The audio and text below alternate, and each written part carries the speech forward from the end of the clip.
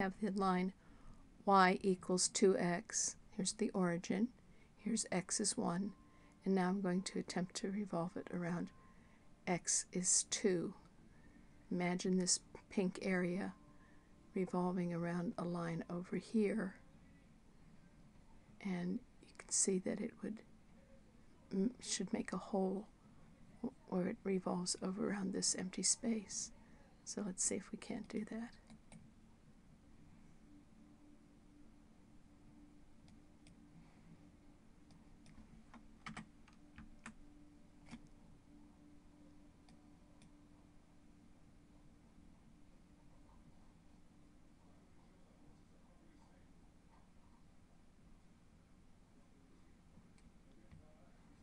Right now it looks like a truncated cone sort of to us, but if we look and see what's happened here, you can see that it did revolve. That triangle that we had revolved around here, making this hole in the middle. Let's see if we can see it.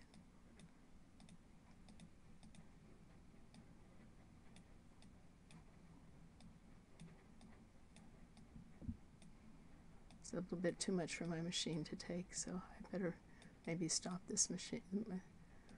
There we go. You can see the hole from this side.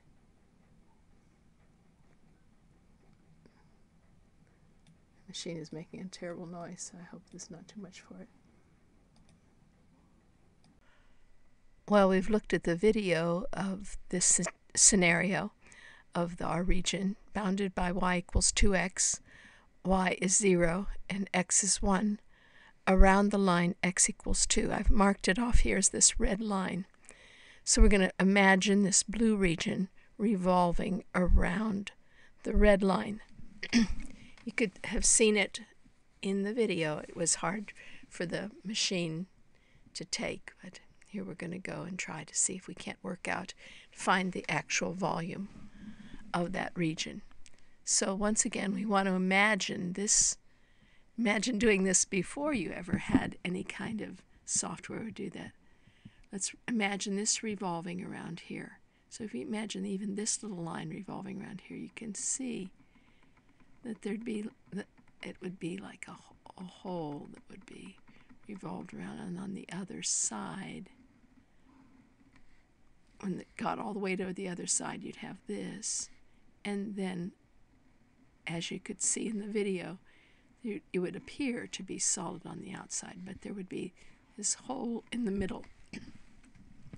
So if we imagine a cross-section going this way, we would see that we would have a cross-section which was not a single circle, but a circle within a circle, like a donut.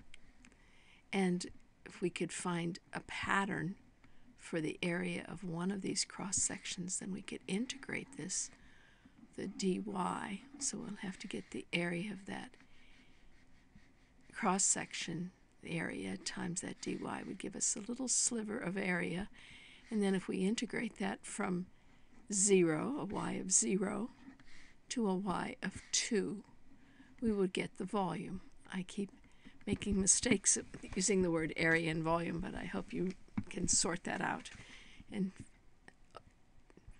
see through my mistakes. Okay, so I hope I don't make any mistakes like this as well. So we will have to find the area of the big circle and then subtract the area of the smaller circle. Now this inside circle is kind of easy. It has a radius of 1 all the way. This hole is 1 all the way through. So the area of that smaller circle that's going to be subtracted off is pi times 1 squared, pi r squared. So it would just be pi. And the area of the outer circle is going to have a radius. This, like we saw in the earlier problem, our relationship here is that x is equal to y over 2.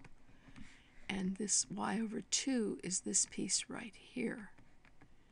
So the radius of the larger circle is going to be the 1. Actually, it's going to be 2 minus y over 2. So it's going to be pi r squared minus pi r squared. And it's going to be pi, and the radius there is going to be 2 minus pi, y over 2 squared minus pi times 1 squared. And again, we can take this constant out to the outside.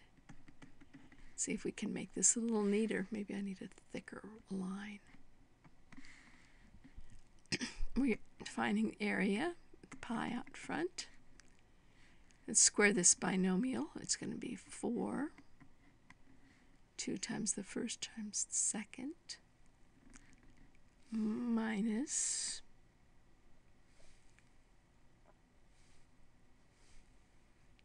2. I'm looking at my paper and I think I used a calculator for that one.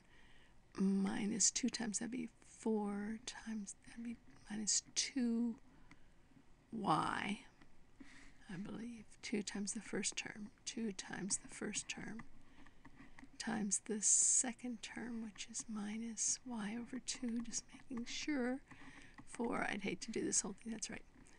Plus square the last, which is going to be y squared over 4. That's this multiplied out, minus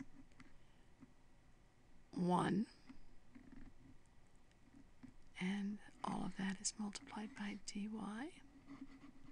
Guess we could put that 4 and 1, we could get pi integral of 3 minus 2y plus y squared over 4 dy. And if we integrate that, that's going to be 3y minus 2y squared over 2 plus y cubed over 12 evaluated, with the pi out in front, evaluated from 0 to 2. Now the lower bound is going to be 0, so I just really have to consider putting in the upper bound of 2, so this looks like it's going to be 6. These are going to kill each other off. Minus 4 plus 8 twelfths is going to be 2 plus 8 twelfths, which is going to be 2 plus 2/3, 2 and 2/3. Yeah, 2 and 2/3 are 8/3 pi. 8/3 pi, and I've lost it in the window. So this, the total volume, I hope it's not too messy.